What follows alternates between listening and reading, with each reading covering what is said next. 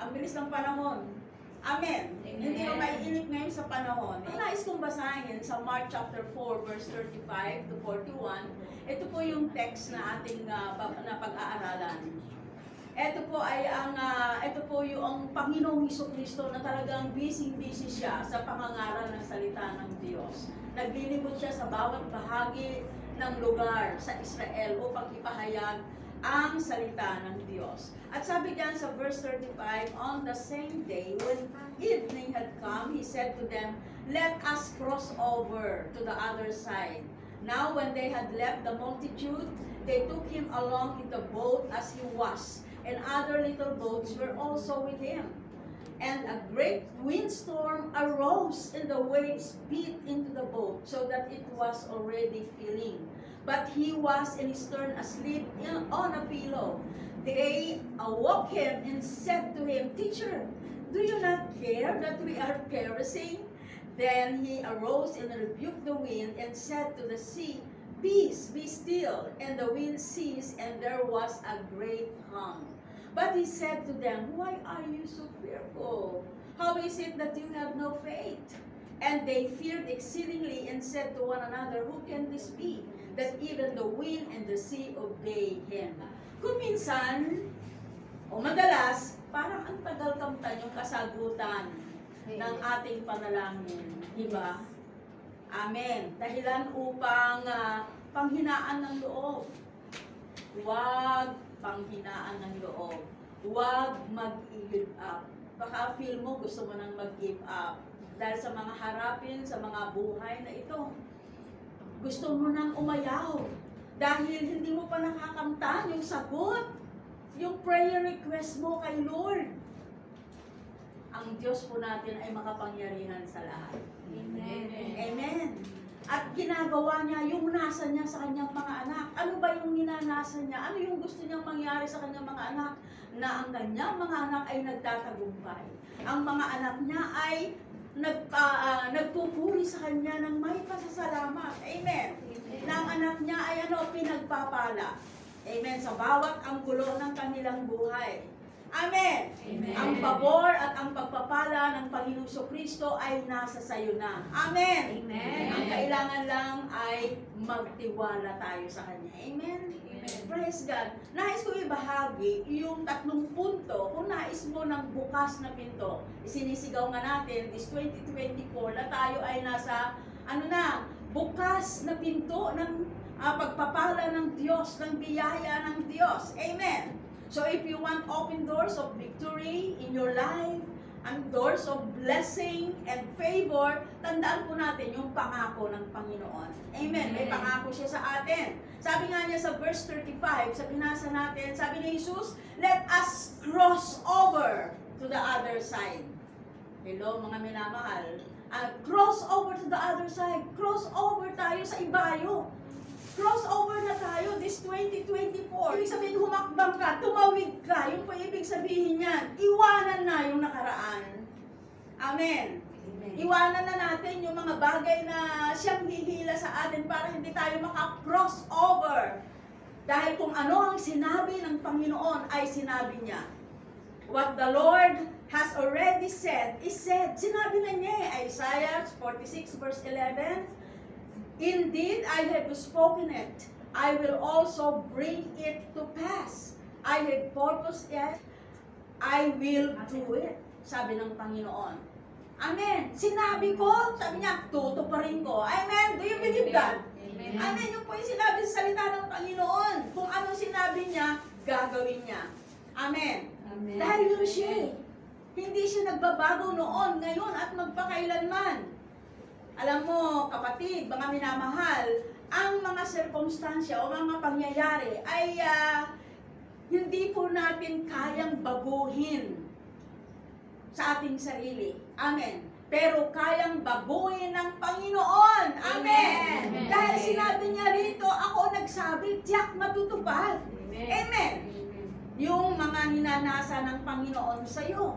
Psalms 89 verse 34 said, My covenant promise, I will not break nor alter the word that has gone out of my lips. Amen. Once I have sworn by my holiness, by who He is, yung covenant promise ng Panginoon, tutuparin niya. Hindi niya sisirain yan. Yung kanyang tipahan, hindi niya babawiin yung mga pangako niya. Amen. Hello? Dahil nangako siya, batay sa kanyang pangalan kung sino siya. Amen. At ang Diyos natin hindi nagsisinungaling. Amen. Amen. So ano man ang pinagdaraanan mo nung nakaraan, naku, iwanan mo na yung crossover. Yes. Amen. Tumawid na tayo, iwanan na natin, humakbang na tayo. Amen. Doon sa bukas na pinto na binibigay ng Diyos sa atin. Amen. Hello? Alam po nyo, sa paglalakbay natin sa mundong ito, hindi naman nangako si Jesus na walang bagyo.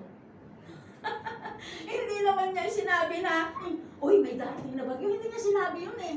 Hindi niya sinabi na walang gulo, walang hirap, walang ligalig sa buhay na ito. This 2024 na harapin natin. Amen. Amen. Hindi madali ang biyahe natin. Amen. This 2024, but God guaranteed na tayo ay makakarating doon sa end. Amen. Sa nilalayo ng Panginoon katulad ng kanyang pangako. Amen. Amen. Amen. Bakit ba may mga troubles? Bakit may mga problema, kahirapan? Because of concern and worry. Masyado ka nag-aalala, iniisip mo na. Kung minsan ang mga kababaihan, lalo na yung mga nanay na iniisip yung mga hindi pa nangyayari. Hindi pa. Amen. It's over na. Amen. Amen. Humakbang na. Amen. Papalayo doon sa nakalipas. At harapin yung bago na binubuksan ng Panginoon sa atin. 1 Corinthians chapter 10 verse 23 said, all things are lawful, but not all things are helpful and edifying. Amen. Eh, pwede naman eh. Pwede naman ako mangamba. Pwede naman, oo, pero makakatulong ba yung pangambang mo? Yung wala ka nang inisip kundi problema. Diba? Yung kaguluhan. Nakakatulong ba yan? Nakakabuti ba yan sa'yo? Nakakatulog ka pa ba? Nakakahalakhak ka pa ba? Amen. Matthew chapter 6 verse 27, which of you by worrying can add 1 cubit or 18 inches to his stature? Mapapataas mo ba yung height mo? Madadagdagan mo ba? Sino sa inyo makakapagpahaba ng kanyang buhay? Nang kahit isang oras, magitan ng kanyang pagkabalisa, ibig sabihin, eto nakakapanghina, di ba? Nakakaikli ng buhay. Ang dami ng mga nadidepress, na-stress, namamatay. Dahil sa depression. Go over! Amen! Tumawid na, humakbang na. Papalayo, papunta doon sa bukas na pinto na binibigay ng Panginoon sa'yo. Amen! Amen. Hello? Alam po nyo, sa biyahe natin, sa takbuhin natin this 2024, ay mayroon pong mga bagay na darating sa buhay natin, na mga bagyo, mga unos, na hindi natin aasahan. Katulad nga sa verse 37, sabi doon ay, nung sila'y naglalayag na, aba, dumating ang napakalakas na unos. Amen. At hinampas ng malalaking alon, yung bangka, na halos mapuno na ng tubig. Yun po yung sinabi dyan sa binasa natin. Hindi nila inaasahan yon. Para maganti lang, wow, ang ganda naman ng buhay. Okay, maganda ang takbo. Ang ganda-ganda. Happy lahat, walang problema. Kaya lang, kung kailan ikaw ay nag-i-enjoy, di ba? Kasama ang iyong pamilya, kung kailan ayos ang lahat, bigla-bigla may dumarating na problema. Amen. Bigla-bigla, hindi mo inaasahan. Amen. Ayun po yung karanasan ng mga disipulo. Amen. So itong mga disipulo na ito, mga bihasang mga fishermen ito eh. Amen. Dahil buong buhay nila ay nakatalaga sa pangingisda. Ngunit natakot sila. Nagpanik sila doon sa hindi inaasahang bagyo. Walang ka-warning-warning. Amen. Hello. Mayroong bagyo na darating. Walang warning. Amen. Sa Pilipinas nga, pag may warning, ano sinasabi? Pinobroadcast na kaagad niya na ganitong araw, ganitong oras. Amen. Pero yung bagyo na dumarating sa ating buhay, amen, ito po ay walang babala. Amen. At dahil doon sa bagyo na napakalakas na dumating, anong ginawa ng mga disipulo sa verse 38? Gising! Teacher, gising! Ginigising nila. Sabi nga, you do care that we are perishing? Wala ka bang, hindi ka ba, wala ka bang alintana? Mamamatay na tayo. Malulunod na tayo. Lakas ng bagyo. Pag may dumarating na problema, parang ganyan ang feeling natin, ano? Parang nalulunod na, di ba? Natatakot. Lord, tila wala kang pakialam. Tagal-tagal na nung prayer request ko, hindi pa nangyayari. Yung problema ko, yung dinaraanas ko, parang hindi mo alam. Parang you don't care, parang yung mga disciple. You do not care sa nangyayari sa buhay ko. Hello? Yung mga disipulo, takot na takot sila. Why? Dahil yung bagyo, eto po ay nagbabantang sirain sila. Pero may mga pagbabanta ba na masira yung relasyon, yung ugnayan, yung kabuhayan. Amen. Nawasakin sila at si Jesus. Aba, ang sarap naman ng tulog doon sa likod ng bangka. Di ba? Napilabagang si Jesus walang pakialam doon sa bagyo na naranasan ng mga disipulo. Parang walang pakialam. Jesus. Amen. Amen. Alam po ninyo, yung naranasan ng mga disipulo ay, ito po ay physical na bagyo.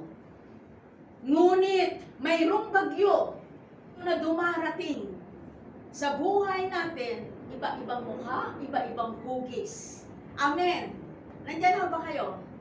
Pero, kahit na iba-iba ang signal niyan, bagyo pa rin yan. Amen. Now, isipin mo, ang patungkol sa bagyo sa iyong buhay. Ano ba yung bagyo mo sa buhay? Marahil ang bagyo na yan, ito po yung sitwasyon sa buhay mo na nagiging dahilan para ikaw ay mag-alala ng sobra. Mag-alala ng labis. Amen. Pero whatever your difficulty, alam po niyo, dalawa lang ang pwede mong gawin. Dalawa lang ang maaari mong pagpilian pag dumarating ang malakas na bagyo sa iyong buhay. Amen. Ang labis mo kinakatakot. Labis na kinakataranta mo. Number one, you can worry and assume that Jesus no longer cares. Amen. Hello? Amen. Mag-alala ka at isipin mo na si Jesus walang pakialam. Hindi alintana. Katulad mga disciple, natutulog si Jesus. Sila tarantang-taranta. Amen. Takot na takot. Or, pangalawa, labanan mo yung takot mo. Amen. And put your trust in Him. Magtiwala sa Diyos. Amen. Hello. Amen. Amen. Labanan mo yung takot. Labanan mo yung mga pag-alala. At itoon ang iyong pananalig sa Panginoon, o Jesucristo. Bakit? Because He who promised is faithful. Amen. Amen. Lord. Hebrews Amen, chapter Lord 10 verse 25. Sabi doon, let us hold fast the confession of our hope without wavering, for He who promised is faithful. Amen. Ano man ang iyong kakaharapin, amen, magpakatatag. Amen. Dahil may pag-asa tayo. Amen. Higit sa lahat, huwag mag-alinlangan. Why? Tapat yun na nga ako sa atin. Nandyan ho ba kayo? Amen. Amen. Deuteronomy 28 verse 1 and 2 said, if you diligently obey the voice of the Lord, blessing shall come upon you and overtake you. Amen. God, blessing and promises of God is based on our obedience. Amen. Yung pagsunod natin sa mga utos ng Diyos, sa mga linanasan ng Diyos sa ating buhay. Amen. Amen. Pangalawa na punto, recognize His presence. Amen. Sa verse 36 to 38, itong mga disipulo, hindi nila alam, kasama nila si Jesus. Parang tayo, minsan, parang feel mo, parang wala si God, hindi mo kasama. Amen. Hindi nang iiwan si Lord. Feeling mo, iniwan ka? At wala nangyayari sa buhay mo, hindi ka maka-cross over, hindi mo maiwa-iwanan yung past. Hebrews 13 verse 5 said, sinabi mismo ng Panginoon ito, for He Himself has said, I will never never leave you nor forsake you. Amen. Hindi kita iiwan, di pababayaan man, sabi ng Panginoon. Hello, kung babasahin po natin yung Psalms 139, sinasabi po dun, kahit saan ka, naroon siya, kasama mo siya. Amen. Kahit saan ka pumunta, ano man ang pinagdaraanan mo, kasama mo siya. Amen. Hallelujah. Alam po ninyo mga disipulo, bagamat nasaksihan nila na maraming mga himala na, I do believe, bilang na born again na, naglilingkod na marahil sa Panginoon, amen, nasa ministry na, marami ka nang naranasang pagpapala ng Diyos sa buhay mo. Amen. Amen. Hello? Kaya lang, nung dumating yung bagyo, nagpanik. Amen. Natakot sila. Hello? Kaya sabi nila, teacher, do you not care that we are perishing? Well, hindi mo lintana. Sabi rito eh. Amen. Nagpanik sila. Bagamat sila ay experienced sailors, sila ay sanay bilang mangingisda, mandaragat. Alam nila eh, na yun ay kapahamakan. Yung bagyong yun, alam nila yun. May mga bagyong sa bawat sa bawat bahagi ng iyong buhay, no? Bilang sumusunod sa Panginoon. At tila feel mo si God walang ginagawa. Amen. Parang hindi siya kumikilo sa sitwasyon mo. Amen. Pero kapag totoong nauunawaan natin kung sino ang Diyos, na ang Diyos ay makapangyarihan, alam natin na kontrolado niya anumang bagyo ng kalikasan, anumang bagyo ang nais sumira sa ating relasyon sa Kanya. Amen. Amen. Hello. Anumang bagyo na gumugulo sa puso at isip mo. Hindi ibig sabihin na pag walang nangyayari sa buhay mo, pag ikaw ay nasa problema, hindi ibig sabihin na ang Diyos ay natutulog. Pag tila walang nangyayari, iniisip mo, Lord, natutulog ka ba? Abay, yun ang sabi salita ng Panginoon, hindi natutulog ang Diyos. Amen. Kaya sabi ng mga disciple, Lord, don't you care? Amen. Do you not care that we are perishing? Mga minamahal, huwag po natin sabihin, Lord, wala ka bang pakialam? Hindi mo ba ako iniisip? Wag na wag po natin isipin yun. Because you don't even know that God is here. Amen. Amen. Hello. Amen. Amen, Lord. God is in the boat. Yes. Katulad ng mga disipulo. Amen. Si Jesus kasama nila sa boat. Pero takot sila dun sa bagyo. Amen. Hallelujah. Praise God. Kasama natin ang Diyos. Amen. Amen. Amen. Hallelujah. Pangatlong punto. Amen. I realize His power. Isipin natin yung kapangyarihan ng Diyos. Isipin natin yung mga pangako ng Diyos. Isipin natin yung mga sinabi na niya. Ang sabi na niya, hindi siya nagbabago. Ang mga sinabi na niya ay sinabi na niya. Amen. Amen. Amen. Kaya sabing gano'n ng mga disipulo, Lord, you do not care. Hello. Inising nga nila si Lord, ang sarap-sarap ng tulog ni Lord Jesus. Amen. Kala nila natutulog. Hindi po natutulog ang Diyos. Amen. Amen.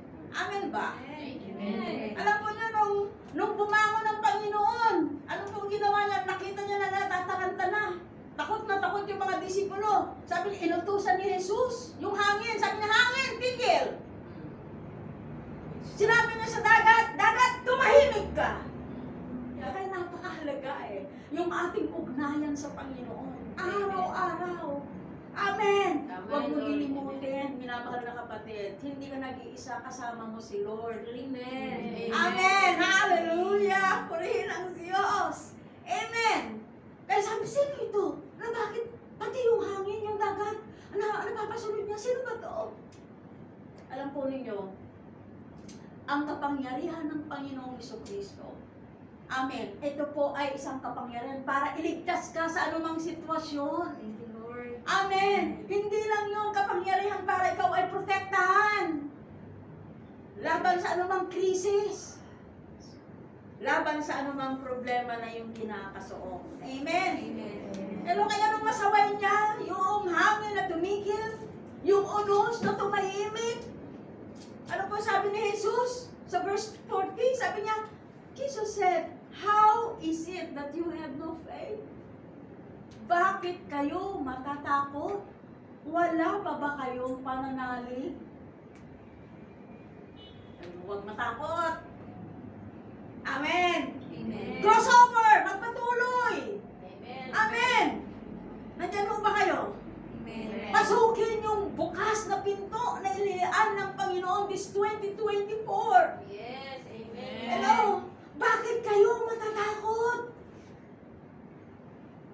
Matagal na ninyo akong kasama. Amen! Hallelujah! Hello? Ilang taon ka na bang born again? Ilang taon ka na naglilingkod sa Panginoon? Bakit ka natatakot?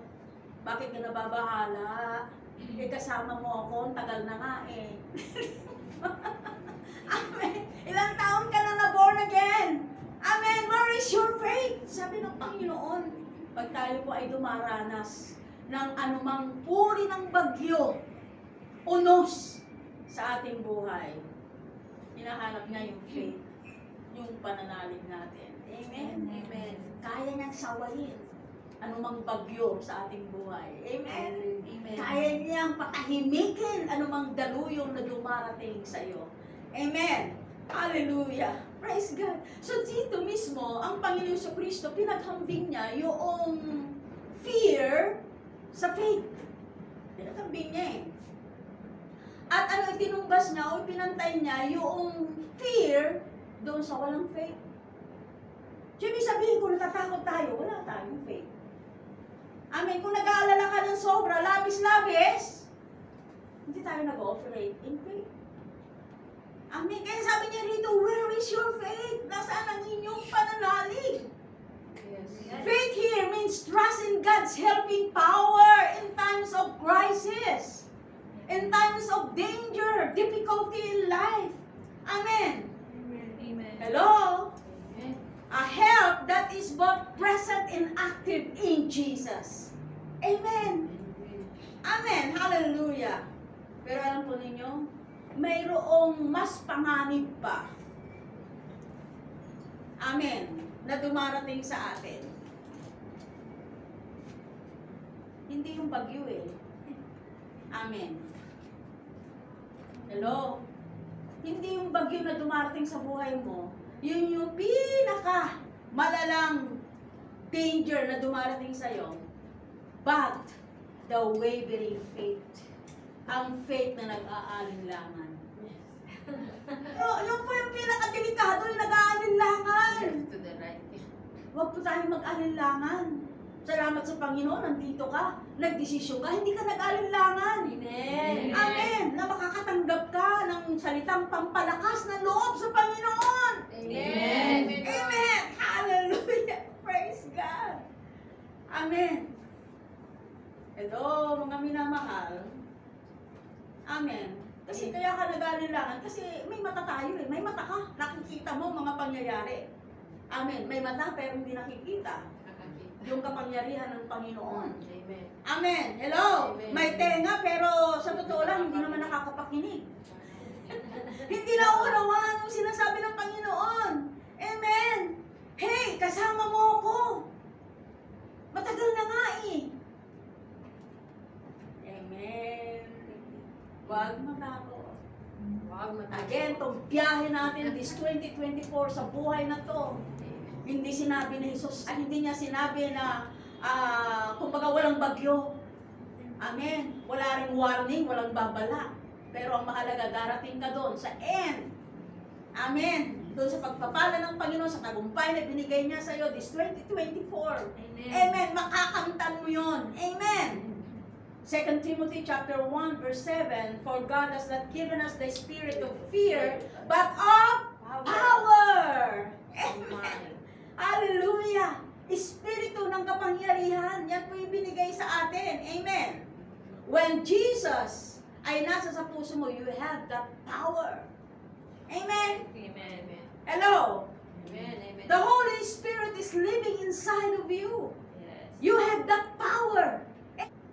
Psalms 46:10 says, "Be still and know that I am God." Kilalanin mo ang Diyos. Amen. Kaya nga, kailangan talaga nagbabasa tayo ng salita ng Panginoon. Amen. Binubuksan natin yung ating Biblia. Hindi bukas tayo doon. Makikilala natin ang Panginoon kung sino siya. Acknowledge me. Kilalanin mo ako. Amen. Amen. Amen. The Lord of hosts is with us. The God of Jacob is our refuge. Ako ang inyong Diyos, dapat mong malaman. Ako ang tanging makapangyarihan. Ang susi dito, kilalanin lang natin ang ating Diyos. Amen.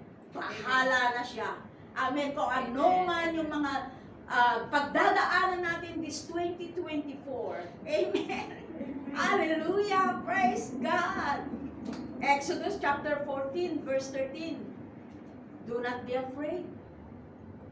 Stand still and see the salvation of the Lord. Amen. And He will accomplish you today. Amen. Hallelujah. Thank you, Lord. Praise God. Amen. Huwag matakot. Amen. Pumayapa ka lang. Relax. Amen. Ang pagliligtas ng Panginoon ay gagawin niya. Tutuparin niya. Kailan? Ngayon. Ano sinabi kanina? Ang pinaka masama na dapat na hindi natin maranasan na bagyo sa ating buhay ay yung mag-alinlangan tayo sa ating faith. Yes. Amen? Amen. Nandyan mo ba kayo? Amen. Jesus' power that calmed the storm can also help us deal with the problem we face. Amen. Nasa sa atin si Jesus eh. Amen. Amen. Hello? Jesus is willing to help if we only ask Him. Yes. Amen. Amen. Hingin mo. Amen. Romans 10:13 said, "Whoever calls upon the name of the Lord shall be saved." Amen. Call on Jesus. Jesus means salvation. Amen. Amen. When we call Him, Amen, His name, you shall be saved. Amen. Sa iyong mga pinagdaraanan at haharapin pang pagdaraanan. Amen. Hallelujah. Psalms 50 verse 15, "Call upon me in the day of trouble. I will deliver you and you shall glorify me." Kung kayo ay may bagabag, ako lagi ang tawagin. Kayo'y aking ililigtas, ako'y inyong pupurihin. Amen. Yes. Amen. Praise God. Hallelujah. Kaya nga sa verse 41, balik tayo dun sa text na binasa natin. "And they feared exceedingly and said to one another, Who can this be that even the wind and the sea obey Him?" Alam po nyo, yung mga disipulo, nakasama nila si Jesus eh. Amen. Kaya lang, minaliit nila si Jesus. Amen. Hindi nila nakita na yung kapangyarihan niya ay pwede ring gamitin sa kanilang sitwasyon. Ganon din sa atin. Amen. Nandyan mo ba kayo? Amen. Amen. Jesus had been with them, and yet we, like the disciples, underestimate His power to handle crisis in our lives. God is able. Sabi nga natin, God is able. God is able. He is in the boat for our rescue. He is in the boat. Amen. Amen. Kasama mo siya. Yes. Kasama natin siya. Kapag tinamaan ng bagyo ng buhay, madaling isipin na ang Diyos ay hindi niya kontrolado. Yung bagyo na yung pinagdaraanan. Amen. na tila pag dumarating yung umaasa ka na lang, nakatpendi ka na lang kung ano ang kapalaran, bunga ng bagyong dumating. Pero sa katotohanan, ang Diyos natin ay makapangyarihan. Amen. Amen! Hallelujah! Kaya niyang kontrolin. Amen! Yung istorya ng buong mundo. Amen! Gayon din, yung kapalaran. Amen. Na mananampalataya ng Panginoong Jesucristo. Kung paano pinatigil ng Panginoong Hesus, pinatahimik niya yung daluyong ng dagat, kaya rin niya, magagawa rin niya, napakalmahin anumang bagyo na iyong inaharap. Amen. Amen. You can cross over as He promised. You can. Amen.